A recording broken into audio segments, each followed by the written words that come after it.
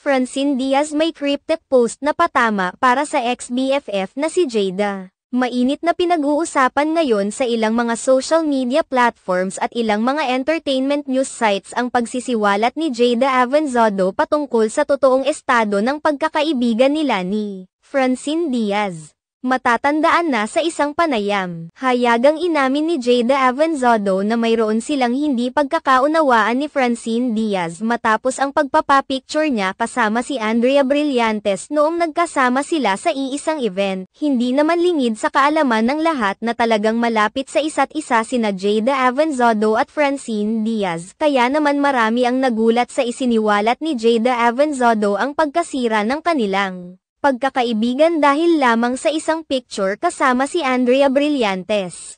Hindi rin naman kasi lingid sa kaalaman ng maraming mga netizens ang isyu sa pagitan nina Andrea Brillantes at Francine Diaz na may kaugayan sa aktor na si Seth Fidilin. Lalo pang uminit ang isyu nang mapansin ng maraming mga tagahanga ni Francine Diaz na hindi man lamang ipinagtanggol ni Jada Avanzado si Francine sa mga negatibong komento ni Christy Fermin. Bagkus sinabi lamang nito na ayaw niyang makialam sa isyu nina Francine Diaz at Andrea Brillantes. Ilang araw matapos ang pagsisiwalat na ito ni Jada Avanzado, nagbahagi ng isang cryptic post si Francine Diaz sa kanyang social media account kung saan ipinahiwatig nito ang pagiging totoo niya sa kanyang sarili. The most stressful thing for you to do is to be someone else. And the easiest thing for you to do in the world, to be yourself. Hinala ng mga netizens na ito na ang kasagutan ni Francine Diaz sa mga ibinabatong isyu sa kanya sa likod ng pagkasira ng pagkakaibigan nila ni Jada Avanzado.